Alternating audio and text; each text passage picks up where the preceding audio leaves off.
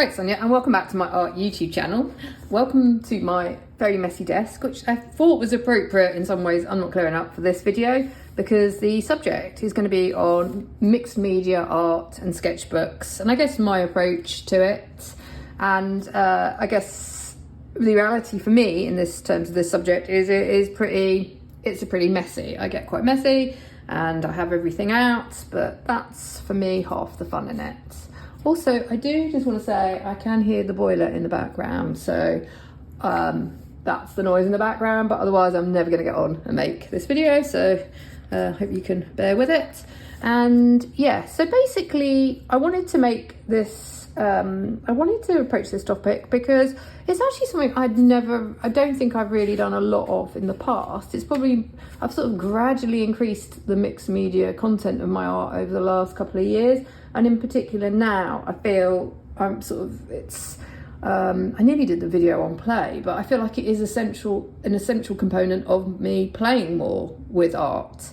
So yeah, just to illustrate this fact, I've got sketchbooks piled up and paper everywhere. So just find the one, looking at an old, so if I go back to when I first got back into art, when my youngest was, I'd say properly, I've talked about it before, but when when I had my third child, for a number of reasons, I really did commit to it. And I did a drawing or painting a day. And then I was, I think a lot of times it's circumstances as well. I mean, if you're don't have much space and you're on your kitchen table or your dining room table, or moving around lots, then the reality is art supplies and your sketchbook, you probably want low maintenance supplies. And, you know, it was just easier just to get back in to try and improve drawing skills. So I was very much kind of just using sketchbooks, small sketchbooks, sometimes small works on paper actually, but I was more watercolor and then gouache. And that, it was kind of I felt, I think I was a bit more sort of, you know, traditional in my approach. And that worked well for that period when the kids were very small and I was wanting to clear up quickly from what I was doing. And ironically, I guess if you think about it, when you were kids and kids are playing about, they were probably doing more collage and mixed media work themselves. But yeah, I mean, I did actually look up the definition for this because I just wanted to double check, because in essence, you know, the term mixed media, where you're thinking you're just combining different medias in art. And it said, yeah, the definition is, in visual art, mixed media describes artwork in which more than one medium or material has been employed. And then I think on Wikipedia, they've used assemblage, collages and sculptures as examples. The other important thing I just wanted to mention, because when I was like searching this, and you look up mixed media sketchbooks, there's also mixed media sketchbooks and paper is in terms of they actually do sketchbooks, which is good for this type of work. And I guess in the past I've used one of the brands I think a lot of artists use is the Canson XL, and that's one I've had. It's a spiral bound one, but I don't love spiral bound sketchbooks. They tend to get ripped apart, but I can see, and I do actually have some of their paper that is good paper, because if you don't want your work to buckle, or you want to be able to go really crazy with a lot of watercolour, obviously you do need a thicker paper to take all the collage and all the layers. I would say, and just to show you, first of all, where is my Artesia? Yeah, my number one favourite sketchbook at the moment, who knows if I will find something better, is if you're wanting a sketchbook, I do like these Artesia mixed media. And I'm not at all sponsored or anything. These are just ones that I use because they're actually, you can get them quite good offer on Amazon at times. And I find there is some, I think even with mixed media sketchbooks, you always do still get a little bit, can you see, what's the word? A little bit of warping, but that I have no issue with that in a sketchbook. I kind of like it. It makes it feel that I've really used it. And in terms of, you know, you can contrast that with my earlier sketchbook. I am definitely starting to employ much more mixed media now. I just really like the aspect of being able to yeah, just layer different materials on top of each other, play with what I have, use more of the materials I have as well, because that's one of my sort of aims over the last, year and so, is to not to be so precious about some art supplies.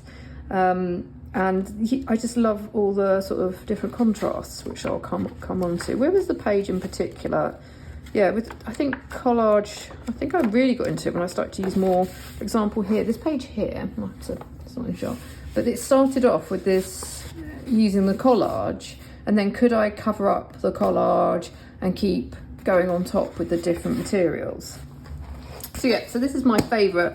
This is a very good, for me, sketchbook for kind of like nice, loose, still life, landscape, mixed media pieces. However, I've also put here, so as I say, like you could also go cheaper, and there's the Canson XL ones if you're starting out with mixed media. Maybe you're like myself and a few years ago and you just want to branch out a bit and you've got a bit more space or time. It's a fun way of switching up your art. Altered books are great for mixed media projects. And where did I put my altered book? Here's the page. This also has really allowed me to play with layering, because you obviously have a start. My aim is sometimes to cover up the text, and you can do that with collage, and then or you can paint over and then really build up the layers. Like, where's the page? For me, this is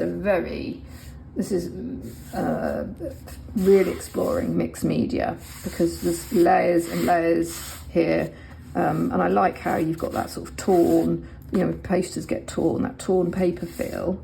And there are some mediums that really help with this, which I will come to, that have allowed me to experiment. But yeah, you can use cheap, as like $2, $1 old books. Even see if people chuck out books that are going to get pulped, reuse them. So I like mixed media in terms of also, can we reuse, recycle within mixed media artwork as well.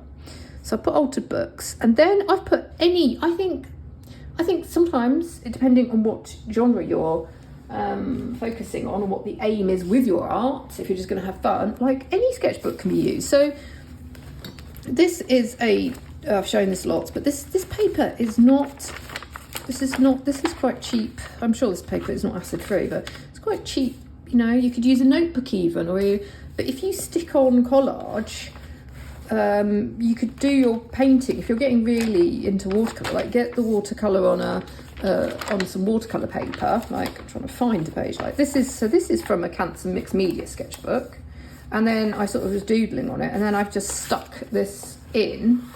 But then this is acrylic paint. But thicker paints like acrylic paint and gouache, I think you can sometimes get away with. I think you have to be sometimes a bit careful with watercolor if you're going super spreading loads of watercolor everywhere, like soaking the paper. But as I say, I don't mind this. This is to me quite visually quite pleasing, actually. And you've got, where's the page? Actually, I have used watercolors in here, and I can't find a page to demonstrate that. So you will have, I feel like I've shown this a lot, but yeah. So this is, I think, watercolor, and that's fine for my purposes in a exploratory abstract sketchbook. It's good fun. So yeah, that's some ideas on the sort of, because I know that comes up when you like search mixed media, it comes up with like the types of paper you need. In terms of, and this is the fun bit, the mediums, you can therefore, as I said before, I used to be a bit of a pen and ink gouache girl, as it were, and watercolor. But now, I realise that I've built up over the years really nice supplies. As we've had sort of more space, you get more paints and things. So it's a chance to really look at how you can combine all these different supplies that you own. So obviously I use, within my mixed media sketchbooks, I personally use watercolors, pens, sort of this. I put H2O because obviously you can get acrylic pens and markers. One thing that's interesting, sometimes you have to consider also materials that aren't going to work. Like personally, alcohol markers wouldn't, for me, are not going to work in this sort of how I'm making mixed media work. That would have to be on different paper and combining different materials. But crayons, water-soluble crayons, wax crayons, gouache, acrylics, oil pastels. Here I put think layers because I think the one thing, if you don't, recently I have found a bit of a game changer in this. I accidentally bought clear gesso rather than white, but this actually does mean that you sometimes don't have to be so considerate of layers. I'll explain that in a minute. But when I am doing, for example, let me go back to this sketchbook. I just want to, this sort of, where is it? For example, this sort of piece here, I am aware that sometimes it is good to think, if you don't want to use gesso and stuff, about layers. For example, you know, you're not going to be able to necessarily, well, unless you want the wax resist, have a think about leaving, I like to leave the oil pastels sometimes and the waxy crayons and pencils to last, to the finishing layers, unless I want that wax resist effect, because yeah, obviously I like to sometimes put down watercolor first. Sometimes I'll start out with watercolor and marker pens, and then I will play around with layering. What do I go for next? Gouache, and then pencils. I like Prismacolor pencils, to be honest with you. And what else have we got? Then the oil pastels on top. And then obviously collage as well. Like the other fun thing is, if areas go wrong, you can just cover over them with white acrylic, white gouache, with collage, and you can still keep building on your onto your piece and sort of layering it up. I think you see more of an example of that.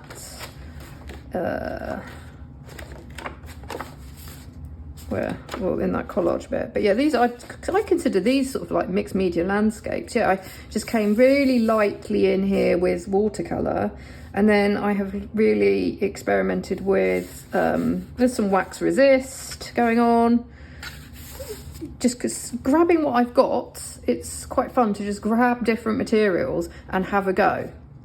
Sometimes you know, don't think about layers as such. You don't have to worry too much, but other times you might want to put a bit of consideration into it if you're wanting to have a more, I guess, thoughtful layered approach to it. And with collage, oh my gosh, I just want to say one thing that I've learnt, to be honest, you can start off with what you've got, and I did, especially if you're not, because actually sometimes if your collage comes off, you actually get a fun shape underneath to play around with. But I would say that I have learned, I do like to stick things down properly now, especially, do I have it, especially, there may not be in here, like here, I'm going to show you, for example, here. I've learned that if you're sticking, this is watercolour, that's watercolour paper, that bowl, and yeah, I prefer Yoo-hoo, the Yoo-hoo sticks seem really good, I just use these, but you can also use matte medium. Is really great at, if you're wanting to sell work as well, like properly sticking things down. Because sometimes if you do use the really cheap glue sticks, they do come off, the collage comes off and it's a bit annoying. And then what have I got here? So talking about gesso. Gesso is great for altered, like white gesso is obviously great for preparing paper as well, but I like this clear gesso. I have checked about it because I did watch a video, and obviously this is what people are using. The great thing about this, have I got an example, is well, it was in this one, wasn't it? I just some pages here I'm using clear gesso to go on top of, if I do oil pastels, heavy oil pastels, where's one which has heavy oil pastels? No, not that one. But like here, so I've gone, there's under here, there's like layers of oil pastels as well. If I come over with clear gesso, I can then go on top with gouache, or even, you know, like with other paints. You're not gonna, and it doesn't, also it kind of protects it from that whole, I know you can use fixative or put paper in, but it also kind of stops the rubbing as well of the materials on top of each other.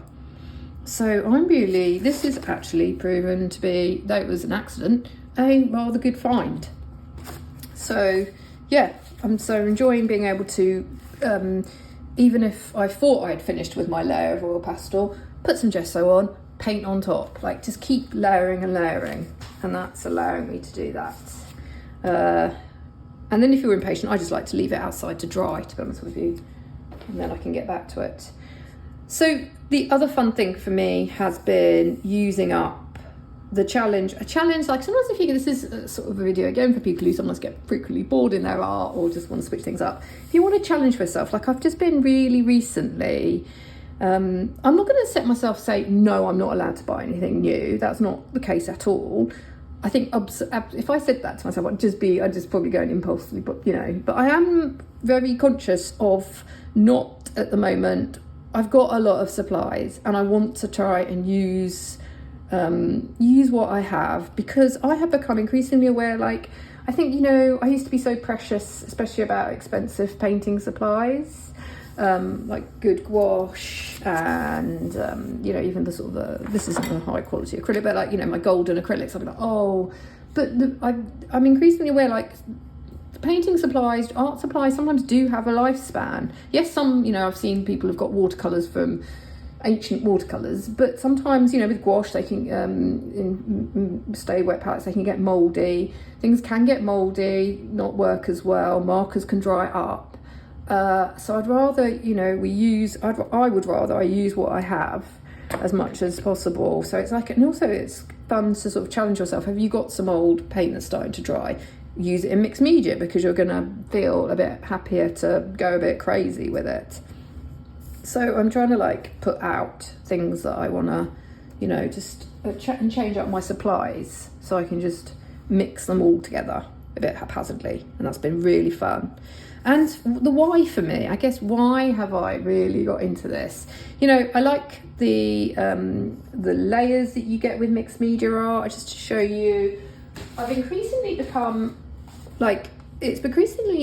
become fun as well on single bits of paper. It doesn't have to be in abstract sketchbooks, but if you've got old paintings, you can or bits of paper, like under here, I think I tried to do a landscape, didn't work out. You can just see that was meant to be a road. But now I'm just increasingly, when I've got a minute where I want to use up supplies, just layering up these different types of media. So you've got a real range here. I think there might be hard pastel, then covered with, I've got watercolor gouache, wax crayon, or oil pastel. So yeah, you get the textures. I feel you get much more. I like the textures. I like the layers. So for me, it just becomes more interesting. It allows much more experimentation, and I do like the fact that I'm able to reuse and recycle, a lot more. Like you could, if you haven't got mixed media paper, a lot of people start out with your paper bags, like use that as a surface to play around with. And you can, I just think there's a lot more. I nearly did a video on play, but I felt I think this is more about mixed media for me at the moment. But that's because there's a lot more play involved, I feel, when I'm not, when I'm not just concentrating on watercolour or just one medium. And I just feel there's also a little bit of a difference in the atmosphere, the mood, the energy of the resulting piece, if you've got different elements combined. That's just my personal feeling.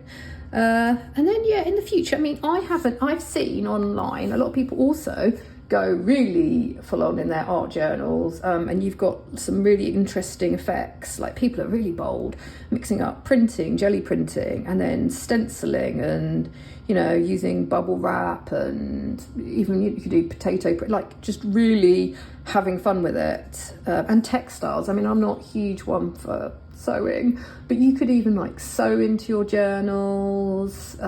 Stitching is a part of that, could become a part of your books as well, altered, and paper cutting. I often think one of the things I'd quite fancy, and I haven't got around to it, I'm not, but if I did get, a good knife or something, you could like have fun cutting out shapes, and then you'd be able to cut out little shapes and then look through. I have done it once or twice with some big areas, so you've got that effect of a different, does that make sense? I don't know how to explain it, but you've got sort of, within your altered books, that could be quite a fun exercise, paper cutting. Just to say, what's mixed media, in terms of the subject genre areas, obviously people use mixed media in all subjects. For me, what I have been finding, sometimes it feels better for me to work in certain subjects than others. It just feels more natural. And I guess the way I sort of really got into it was, I have to say, abstracts, and got some big pieces of paper on. Like, for example, I think I used to work on the floor of one of the kids' bedrooms before, like, we got sort of the home office ADU done, and I used to sew, even on you can work on the floor, the kitchen floor. I'd have these big bits of paper. Sometimes the kids like to draw big, and then they just do one little drawing, and they're like, I don't want that anymore, mummy. But you can then reuse paper, and I would then add more and more, like, to it. Like this one has got a lot of, there's acrylic, and then I'd have these doodles. I started doing these doodles back when we were, this reminds me of when we were all at home. I just ended up sometimes doing really intricate doodles, but then I'd have them and I'm like, what should I do with them? I'd incorporate them. And this is I did use matte, as I say, the glue is quite important sometimes if you don't want to be frustrated with things lifting off. So matte medium worked very well. I think this is glue down matte medium. But this for me is a good example of mixed media and abstracts. And then I do a lot of mixed media, as you've probably seen if you've seen my other videos, I've got lots of abstract sketchbook tools. And I did want to say, the thing that really got me into it is this sketchbook, is still my favourite sketchbook, because this for me is where it all started. It was my son's.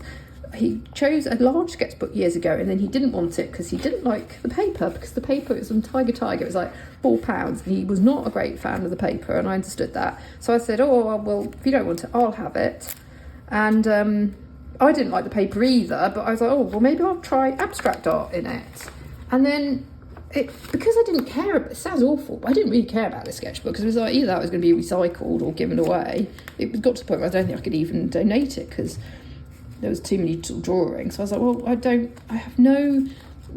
maybe in the end it will just get recycled, so I'll just go a little bit crazy in it. And then this became because the paper was thin, this paper I couldn't really go, I don't think this paper was suitable for watercolour. So if I wanted, I had to use more collage in it. And this is a crazy piece. But then this is because I just really let myself go.